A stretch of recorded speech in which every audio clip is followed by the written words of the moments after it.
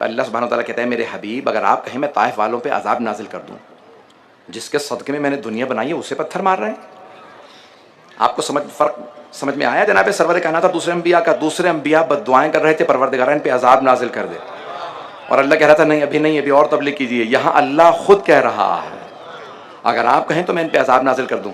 تو جانتے ہیں جناب سرور کائنات نے کیا جواب دیا؟ کہا کہ اے جبرائیل خدا سے کہہ دو یہ مجھے پہچانتے نہیں ہیں، اگر پہچانتے ہوتے تو کبھی بھی اتنا ظلم نہ کرتے، اتنے پتھر نہ مارتے. تو اب جناب سرور کائنات جب آ رہے ہیں نا گھر تو پورے راستے بس ایک ہی بات سوچ رہے ہیں، میری بیٹی کیا سوچے گی کہ میرے بابا کا کوئی چاہنے والا نہیں. 6 برس کی ہیں جناب سیدہ. اب سر دیکھیں اس کو کہتے ہیں رحمت للعالمین. اپنا نہیں سوچ رہے، بیٹی کا سوچ رہے ہیں. جیسے ہی گھر پہنچے، جیسے ہی گھر کا دروازہ کھولا دیکھا دروازے کے پیچھے بیٹی کھڑی انتظار کر رہی ہے 6 برس کی. تو جیسے جناب سیدہ نے سرور کائنات کو دیکھا تو بی بی روئی نہیں، لیکن اس کو کہتے ہیں روئی نہیں، اور فوراً کہا بابا جان آئیے میں آپ کا ہاتھ منہ دھلائے دیتی ہوں. بابا جان لگتا ہے آپ بہت تھک ہار کے آئے. بی بی فوراً گئی، پانی لے کے آئے، پیمبر نے اپنے چہرے پہ پانی ڈالا، اپنے چہرے کو دھویا اور جناب سیدہ کو دیکھنے لگے. اور دیکھنے کے بعد ایک جملہ کہا فاطمہ انتی ام ابیہا، فاطمہ آپ تو اپنے بابا کی بھی ماں ہیں. یہ تو ماں والا سلوک ہے جو آپ میرے ساتھ کر رہی ہیں. ایک ماں انتظار میں ہوتی ہے میں کب اپنے بیٹے کی. کتنی محبت ہے جناب سیدہ کو آنکھوں میں اگر پڑھ پاؤں. فیضان گرامی ایک جملہ میں کہنا چاہتا ہوں. جناب سرور کائنات سے ایک حدیث صحابہ نے نقل کی ہے کہ صحابہ کرام رضوان اللہ علیہم کہتے ہیں کہ ہم نے سرور کائنات سے سنا کہ سرور کائنات فرماتے ہیں جب بھی سارا دن کی تبلیغ سے میں تھک ہار کے گھر پہنچتا تھا اور ایک مرتبہ، صرف ایک مرتبہ اپنی بیٹی کی پیشانی کو دیکھتا تھا، میرے سارے دن کی تھکان دور ہو جاتی تھی. مجھ میں شوق پیدا ہوتا تھا میں دوبارہ جا کے تبلیغ رسالت الہیہ کروں، اللہ کی رسالت کو دوبارہ جا کے پہنچاؤں، تبلیغ کروں.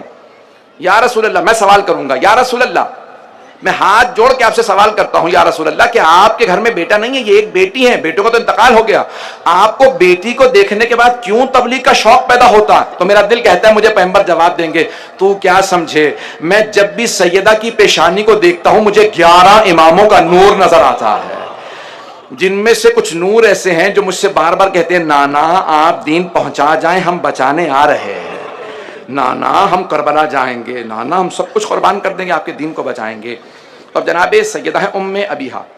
لفظ ام کے کئی معنی لکھے ہیں علماء نے. سننا چاہیں گے کچھ دیر اور؟